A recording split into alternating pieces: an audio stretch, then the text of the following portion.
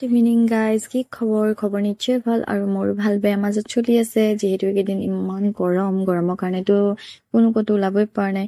সেইকাৰণে মই বহুত দিন ধৰি ঘৰতে সোমাই আছো আৰু আজি বতৰটো অকণ ডাৱৰীয়া কাৰণে ভাবিলো অকণ ওলাই যাম। তেনেকাতে হিৰই ফোন কৰিলে আৰু সুধিলে ক'ৰবাত যাবা নেকি, আজি মোৰ হাতত সময় আছে, অকণ ফুৰাই নিব পাৰিম। আৰু তাৰ কথা শুনি মই না বুলি ক'ম এইটো হ'বই নোৱাৰে, কাৰণ ইমান দিন ধৰি ঘৰত সোমাই বৰ হৈ গৈছো। ভালেই পাই গলো, ফটাফট গৈ ৰেডি হৈছো কথাটো শুনিয়ে।